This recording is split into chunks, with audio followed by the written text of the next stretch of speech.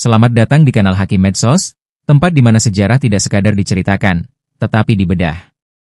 Di sini kita tidak mendewakan narasi, tapi menelusurinya.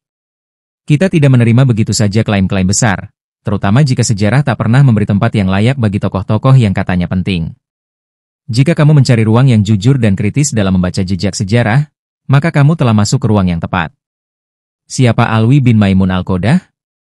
Sebuah nama yang tidak asing di kalangan kelompok yang mengklaim nasab mulia. Tapi dalam khazanah sejarah, nama ini justru asing. Di mana posisinya dalam catatan sejarah resmi?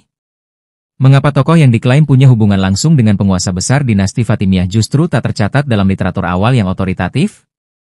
Sejarah dinasti Fatimiyah adalah sejarah kekuasaan yang sangat erat dengan klaim garis keturunan Nabi Muhammad dari jalur Sayyidah Fatimah. Klaim tersebut bukan sekadar kehormatan, tapi pilar utama yang menopang seluruh struktur kekuasaan mereka. Fatimiyah lahir dari tubuh ideologi Ismailiyah, cabang dari Syiah yang mengkultuskan konsep imamah sebagai warisan ilahi. Maka setiap nama dalam silsilah penguasa Fatimiyah adalah simbol legitimasi. Ubaidillah Al-Mahdi, sang pendiri dinasti, muncul dengan klaim keras sebagai Imam Mahdi yang dijanjikan. Ia menyebut dirinya keturunan Ja'far Asy-Syadiq dari jalur anak yang hilang dalam sejarah, Ismail bin Ja'far. Klaim ini menjadi pondasi untuk menaklukkan wilayah Maghrib hingga akhirnya mendirikan pusat kekuasaan di Mesir. Dari situlah dinasti Fatimiyah menjelma menjadi kerajaan besar yang menandingi Abbasiyah di Baghdad. Dalam sistem seperti ini, tidak ada ruang untuk nama yang kabur atau tokoh yang tidak jelas garisnya. Sejarah Fatimiyah dijaga dengan rapi oleh para penulis kronik Syiah. Setiap imam, setiap putra mahkota, dan setiap keturunan dicatat dalam struktur keimaman yang ketat. Maka ketika nama Alwi bin Maimun dimunculkan oleh pihak-pihak tertentu di luar literatur resmi, kita perlu bertanya, dari mana sebenarnya asal nama itu? Yang lebih mencurigakan adalah bahwa nama ini justru tidak pernah disebut dalam karya-karya besar Syiah klasik yang mendokumentasikan sejarah para imam dan keturunan mereka. Kitab-kitab seperti Uin al-Ahbar, Al-Ka'ef, hingga sejarah dinasti dari penulis seperti Al-Makrizi atau Ibn Haldun, semuanya bungkam tentang sosok yang disebut sebagai Alwi bin Maimun. Ini bukan kealpaan biasa. Ini adalah kekosongan yang mencurigakan. Jika memang ia adalah anak Ubaidillah Al-Mahdi, mengapa tak ada posisi politik atau keimaman yang disandangkan padanya? Mengapa tak disebut dalam struktur suksesi? Dinasti Fatimiyah tidak dikenal sebagai kerajaan yang membiarkan keturunannya menjadi anonim. Setiap anak penguasa dicatat, dimanfaatkan, bahkan disakralkan.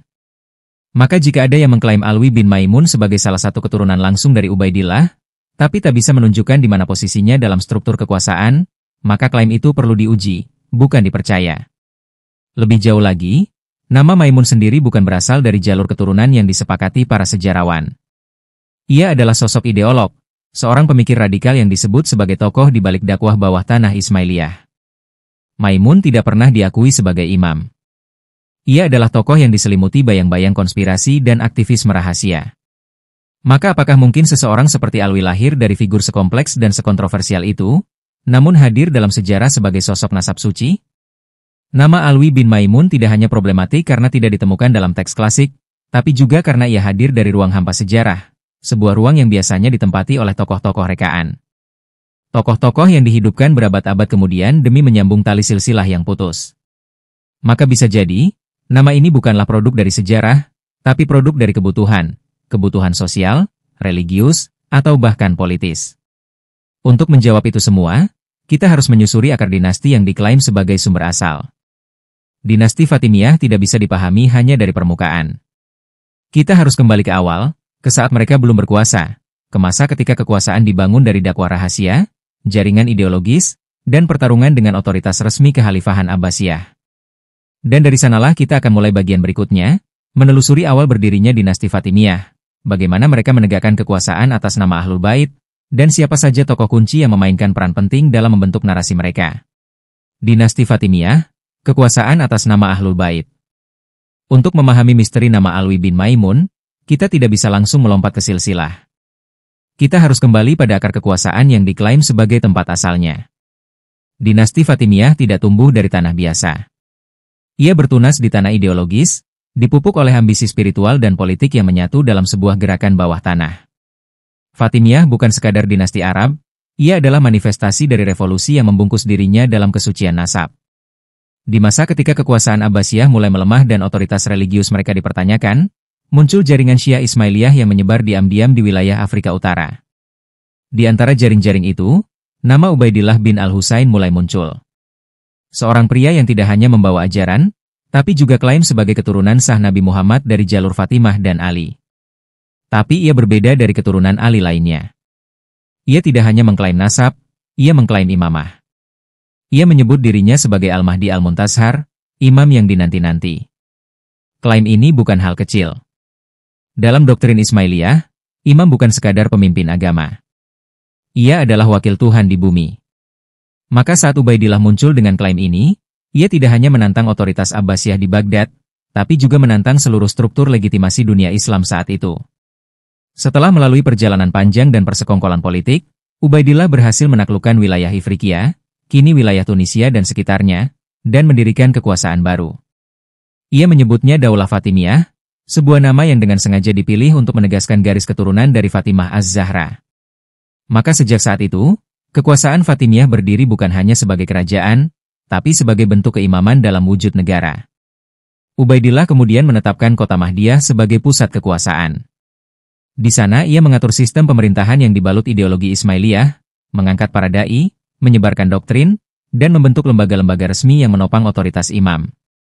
Dalam struktur ini, garis nasab adalah poros utama. Setiap keturunan imam dicatat dan dijaga dalam rantai suksesi yang ketat. Tidak ada ruang untuk nama-nama yang samar, apalagi tak dikenal. Kekuasaan Fatimiyah terus meluas.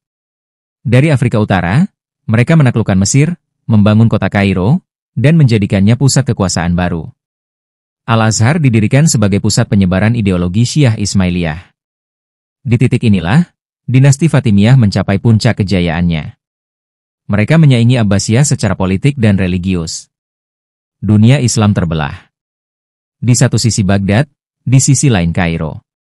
Dua kekhalifahan, dua narasi kebenaran, dan dua klaim atas warisan Nabi.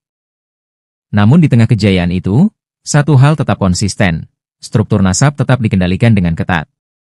Setiap imam yang naik tahta ditelusuri nasabnya hingga kepada Ubaidillah dan ke atasnya. Setiap anak, cucu, dan keturunan dicatat dalam silsilah resmi yang dikawal para penulis sejarah dan pemuka mazhab. Bahkan musuh-musuh Fatimiyah sekalipun tidak membantah struktur nasab yang tercatat secara publik, mereka hanya meragukan keabsahannya.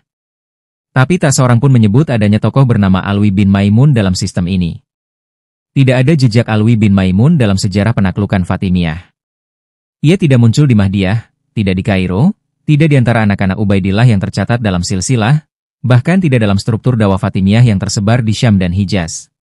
Padahal, jika ia benar anak dari Ubaidillah atau cucu dari Maimun Al-Qodah, ia seharusnya memiliki posisi signifikan, baik secara politik maupun religius. Tapi sejarah diam. Dan diamnya sejarah terhadap tokoh sepenting ini, justru lebih nyaring daripada ribuan narasi yang belakangan dikarang. Untuk menyelami lebih dalam, kita harus mengalihkan sorotan pada figur yang lebih dekat dengan nama ini, Maimun Al-Qodah. Siapa dia sebenarnya? Apa perannya dalam membentuk doktrin dan struktur awal Fatimiyah? Apakah ia seorang pemikir, seorang dai, atau hanya simbol ideologis? Dan apakah benar dia memiliki anak bernama Alwi? Atau semua itu hanya narasi fiktif yang muncul jauh setelah dinasti Fatimiyah runtuh? Jangan lewatkan episode selanjutnya. Masih dalam pembahasan yang sama. Terima kasih.